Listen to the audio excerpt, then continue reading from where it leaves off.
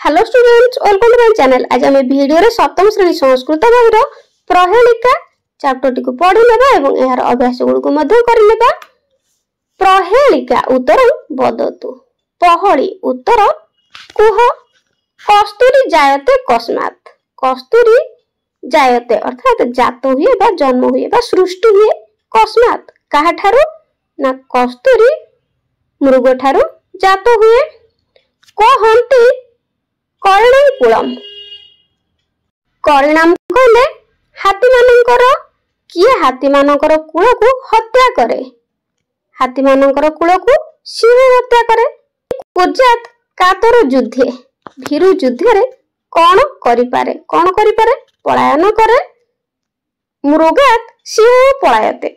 मृग ठारू सिंह पलायन करे। परवर्ती पद्य को आसीबा। वृक्षाग्रवासी न च पक्षीराज त्रिनेत्रधारी न च शूलपाणि त्वग वस्त्रधारी न च सिद्धयोगी जलं च विभन्न घटन्न मेघ। यार अर्थ को आम बुझा। वृक्षाग्रवासी वृक्षाग्रवासी कहले पिला माने गछर अग्रभाग रे वास करे। मात्र पक्षीराज पक्षी श्रेष्ठ नुहे।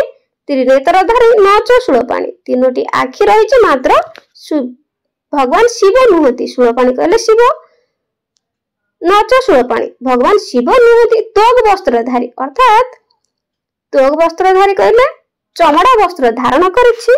नच सिद्धयोगी हेले सिद्धयोगी बा सिद्ध पुरुष नुहे। जलं च विभिन्न घटन्न मेघ।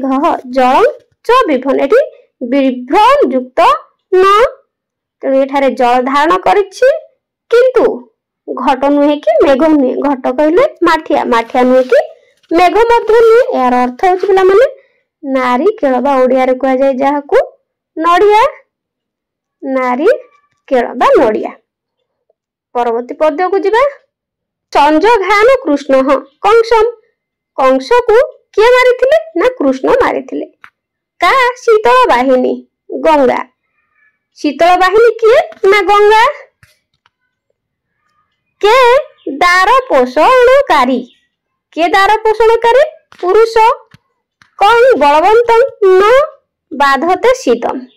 कंबलधारी लोक को शीत बाधे नहीं। अपदे दूरगामी च साक्षर न च पंडित अमुख स्फुट वक्ता च जो जानाति स पंडित अर्थात अपद अर्थात पाद नहीं किंतु से दूर को गमन करे दूर को जाई पारे। साक्षर न से पढ़ी जानिनी किंतु पंडित। अमुख मुह नहीं यथार्थ वक्ता बहुत कथा कहे यथार्थ वक्ता। जो जानाति स पंडित जे जानिछि से पंडित अटे। शेष पद्यटी को जिबा। न तस्यार्दिन तस्यांत मध्ये यतस्तः तिष्ठति तवाप्यस्ति ममाप्यस्ति जदि जानाति तत् एठारे न तस्यार्दिन ताहार आरंभ रे आदि अक्षर होछि न शेष अक्षर होछि न मझिरे य रहिछि तिष्ठति अर्थात रहिछि। तवाप्यस्ति तुमर मध्य अछि ममाप्यस्ति मोर मध्य अछि जदि जानिछ ताहाले कुह। एटारे एहार शब्दार्थ मध्य दे देछि दार्थ दे देछि। जायते अर्थात जात हुए हंती हत्या करे। करिणाम हाथी मानकर कातर भीरु शूलपाणि शिव। तो कहले चमड़ा विभ्रम धारण करुथिबा जघान मारिथिले पोषणरता पोषणकारी स्फुट वक्ता यथार्थ वक्ता।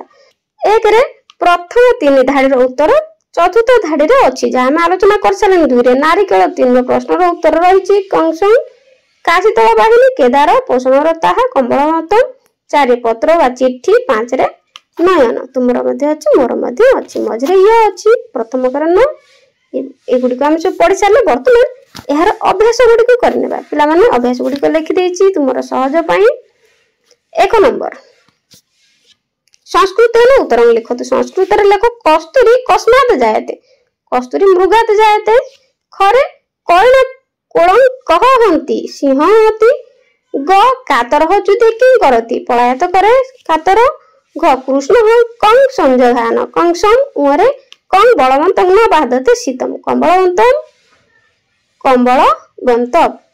दुई नंबर करनेबा। शून्य स्थान पूरयतु शून्य स्थान पूर्ण कर। क ବୃକ୍ଷାଗ୍ରବାସୀ ନଚ ପକ୍ଷୀରାଜ ତ୍ରିନେତ୍ରଧାରୀ ନଚ ଶୂଳପାଣି ଘରେ କଂ ସନ୍ଧ୍ୟାଘାନ କୃଷ୍ଣ ହୁ ଅମୁଖ ସ୍ଫୁଟ ବକ୍ତା ଓରେ ସାକ୍ଷର ନଚ ପଣ୍ଡିତ। 3 नंबर मातृभाषा अर्थ लिखतु मातृभाषार अर्थ लेख क क संजघान कृष्ण काहाकू कृष्ण मारिथिले यार आमे एई प्रश्न गुड़िक को ओडिया रे लिखिबा। ख कंस जंघान कृष्ण कृष्ण कंस को मारिथिले। ग क शीतल वाहिनी गंगा किए शीतल वाहिनी गंगा घ का शीतल वाहिनी गंगा काशी निकट प्रवाहित गंगा। उ के दार पोषण रता के माने स्त्री पोषणकारी। च के दार पोषण रता धान खेत पोषणकारी। छ कौन बलवंत न बाधते शीतम क्यों बलवान को शीत बाधे नहीं। ज कम बलवंत न बाधते शीतम कंबलधारी को शीत बाधे नहीं। पिला माने वीडियोटी भल लागिले चैनल को लाइक शेयर सब्सक्राइब करिया पय जमार भूलिबनी। या पर को टाइप रो वीडियो देखिया को चाहछ मते कमेंट बॉक्स रे निश्चय कमेंट करियो। आज में रहउची धन्यवाद।